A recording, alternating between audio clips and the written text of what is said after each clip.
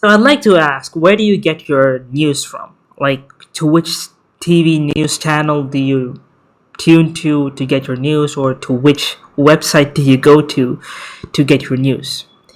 Now, regardless of whatever app you consume or whatever TV channel you watch or whatever people or reporters you follow, uh, I actually talked about something called the paradox of bias in my last video, where I suggested that almost no individual, and therefore because individuals constitute a structure, I don't think any structure is completely unbiased. Okay? And therefore, from that proposition, I'm not a postmodernist, just to be clear. But from therefore, I say that, that every news channel that's out there, or at least most TV channels out there, regardless of where you come from, they have biases, and they are not unbiased, no matter what they declare themselves as. If they declare themselves as partisan or bipartisan or non-partisan, whatever TV channel you watch, I think every one of them have their own biases. Now, it's not just enough to know what their biases are in order to identify or tell what the news is objectively. Because the problem is so multifaceted and so complex that it's not just enough today to know what the news is or what the objective reality is, but it's also difficult to tell because a lot of these TV channels tell the truth, or maybe they probably list down all the facts. Now, some TV channels actually acknowledge the things that the other TV channel says, but they put their reasoning otherwise. It happened because of X, and the other TV channel says it happened because of Y, and and the TV channel C says A happened because of reason Z and X. And it becomes a little confusing as to how do you get a more holistic picture, right? As I mentioned, because our mobile phones and computers are becoming more powerful, I think you and I can produce content like me. You're watching some unknown in some remote part of the world talking something to the camera, and you're watching this. This is an example of what internet has made possible, right? It is definitely fair to say that that internet has made the world a better place, in that it has allowed more people to gain voice. I mean, internet, to be more specific, social media, right? So social media has brought about a lot of good, but it has also brought about a lot of destruction with it, right? The destruction is that people can peddle their own narratives. Their own narratives can be polluted by their own terrible negative experiences or biases, or they can peddle fake news for profits, for ideological reasons, and whatever reasons that is, right? So how can you sort of differentiate the signal from the noise and tell what the event is? The purpose of this video isn't to exactly say which side do you support. As I mentioned, is to whatever decision you make is up to you. But whatever decision you make, please make this decision based on the contextual understanding, and support whatever decision you want based on more concrete reasoning. That's all is the purpose of this video, and to help you and guide you in making that decision.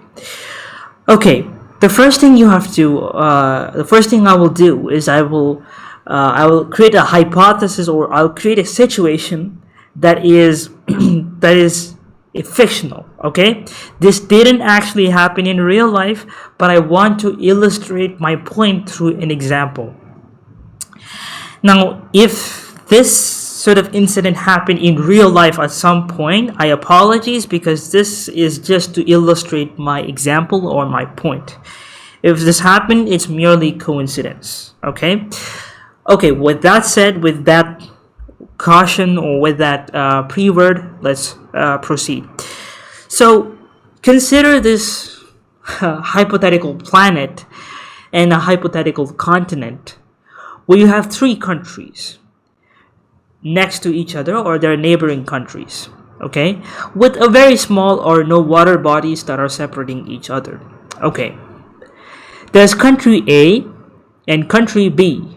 They're about the same size in terms of the geographical or the land size, okay? They're approximately of the same size, but there's a small country that is bordering both these countries in the middle, called country C. Now country C is less than half the size of both these countries individually. Now the country C is a neutral place, meaning it supports country A and country B because it's a smaller country. It knows economically, geographically, everything. So because it's a smaller country, it wants to maintain peace with both these, and it wants to maintain a healthy relationship with both of these countries, and it wants to resolve whatever conflicts that come with country A and country B. The country A is always fighting country B. It has conflicts. Country B also does not like country A, at least the political side. And there are constant conflicts. And country C acts as the mediator and a place to conduct peace talks. Okay? So what happens one fine day is that a bus that is scheduled to travel from country A to country B, the central station from country A to country B. So the bus is scheduled to travel from 6 a.m. and the time it takes to reach country B is 6 hours. So that's about 12 p.m. or 12 p.m.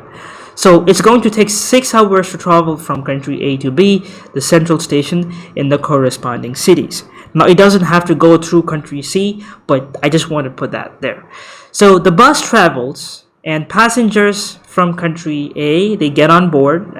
Some of them belong to country B, like half of the passengers, and half of the passengers belong to country A. So for different reasons they travel, and they go from country A to country B. Now as they keep traveling, the bus from the country A, and it belongs to country A, okay, the bus driver also belongs to country A. It travels to country B, it crosses the border, but it's not reached the main city or the destination yet. It's been 5 hours since the bus departure, and 10 passengers from this bus happen to be visually challenged or blind. They can't see, okay? So there happens to be 10 blind passengers on the bus. The bus has not reached its destination, but it's in country B, okay? It's now traveling, it's been 5 hours now, and it's crossing a bridge. And underneath the bridge is actually a lake. And in the bridge, there are a few citizens or just fellow people who are crossing the bridge, just doing their normal things. It's an afternoon, it's at 11 a.m. Right? It's 11 a.m. and people are just walking on the bridge, and suddenly 10 passengers who are blind jump from the running bus into the river, into the lake, in the bridge. Okay?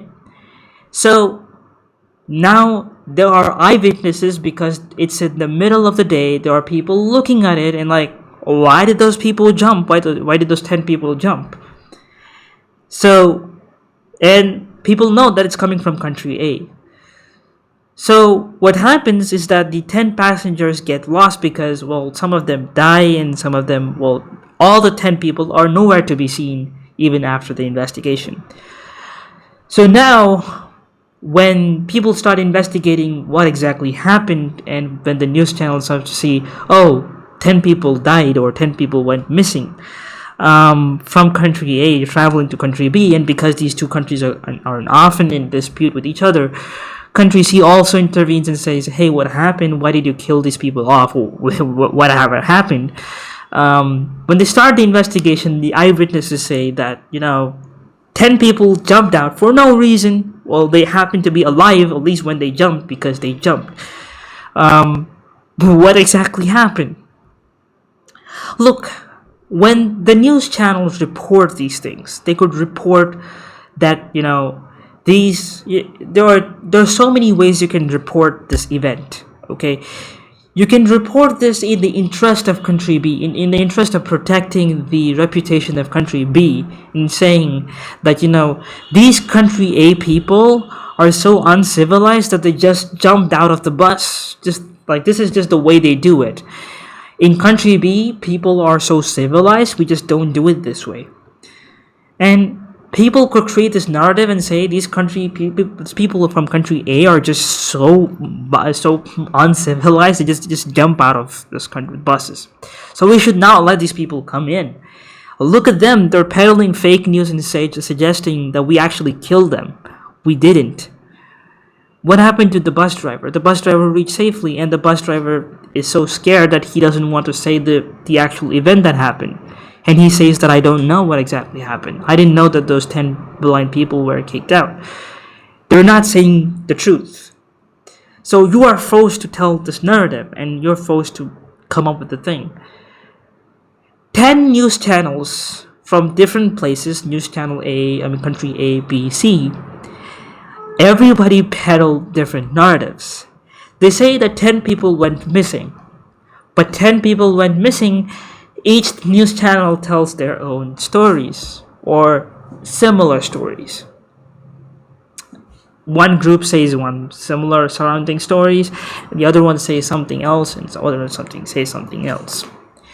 Now you're tasked with the objective to tell what exactly happened.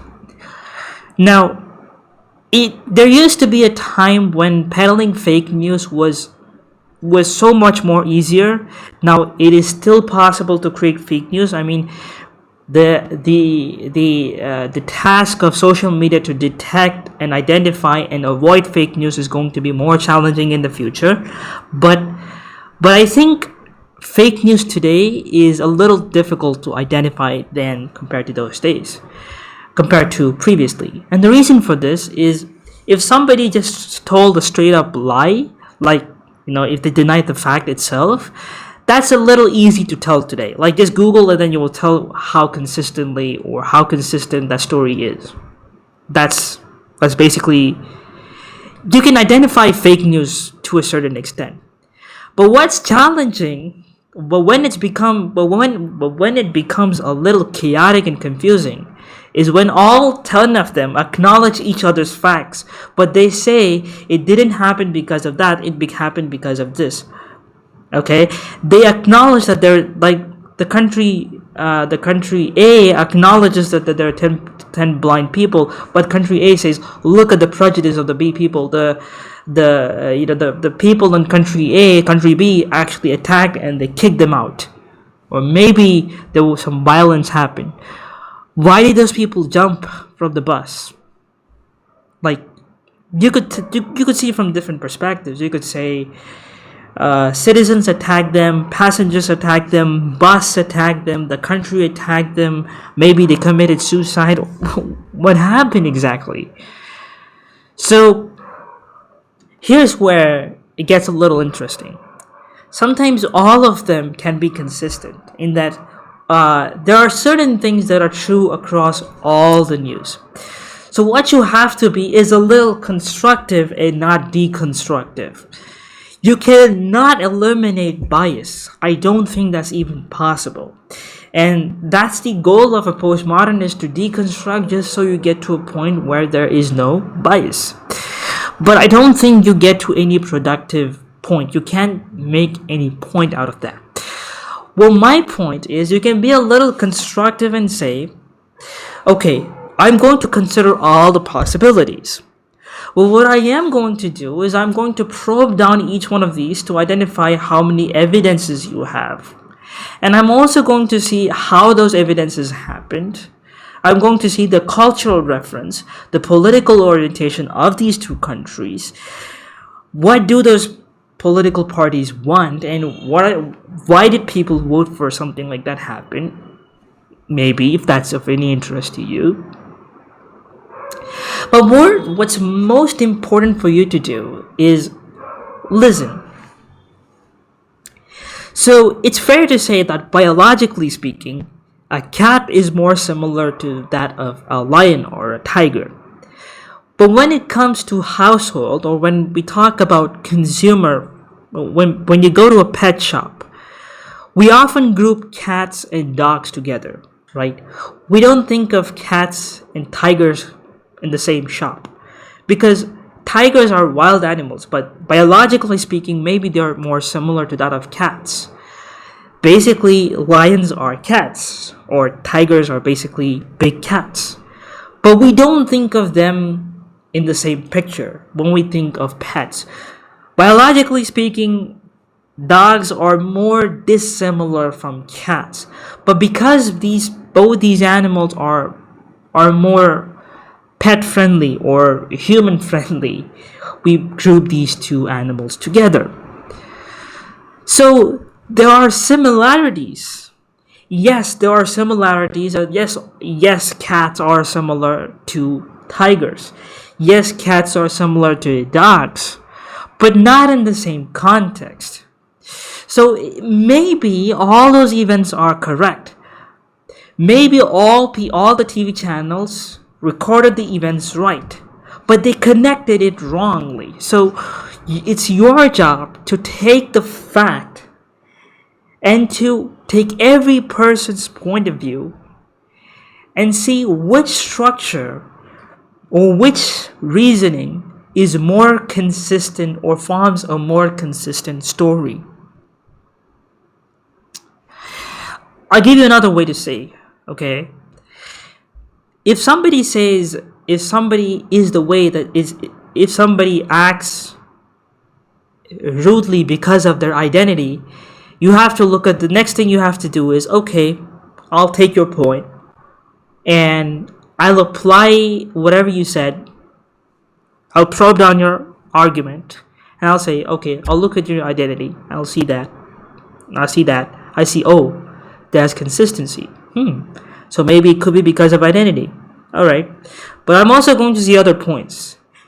But I find that this and this point are more consistent, but it's not consistent with other points. That's how you identify signals from noises. I don't know if that makes sense, but I can illustrate this point through more examples. You could say that country B had a prejudice, and people from country A wanted to travel to country B because country A doesn't want people committing suicide. It could be a history that you figured out. People wanted to travel to country B just to commit suicide. Maybe. Or maybe people travel from country A to B to create damage or to cause damage to country B, or to cause infrastructural, damage, or to attack the infrastructure of country A. People from country A wanted to attack the infrastructure of country B just because they disagree with their view. Maybe that's what they want to do. Maybe they wanted to,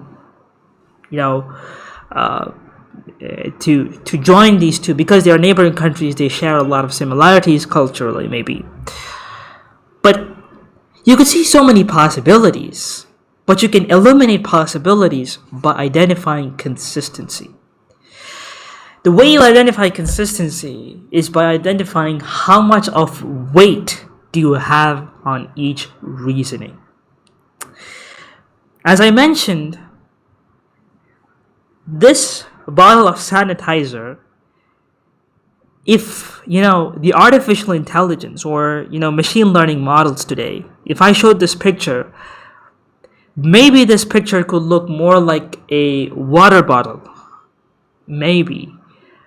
The possibility of this being called as a water bottle might be 5%.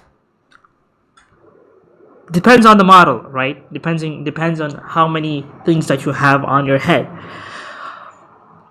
But the possibility that this is a water bottle reduces the minute you have more models in your head. The stronger this argument becomes. I don't know if that makes sense. So you can tell that this is a sanitizer, like as it says, a hand sanitizer, if you know what water bottles look like, if you can clearly differentiate. So you can say with 5% confidence that this is a water bottle, but I can say with 95% confidence that this is a hand sanitizer. Because the fact that I have seen what a water bottle looks like. That's that view. Even if this looks similar, even if this has a liquid inside, it's not a water bottle, right? There's so many things that you can say. There are so many people who can say that it happened because of this reason. But you have to think in systems and holistically. And think from different point of views and evaluate based on weights and consistencies. I hope this sort of helps you in making decisions. Thank you guys for watching. I make more videos like this. Subscribe to this channel as it helps this video. Like this video if this helped you. And I shall see you guys in another video very soon. Bye-bye.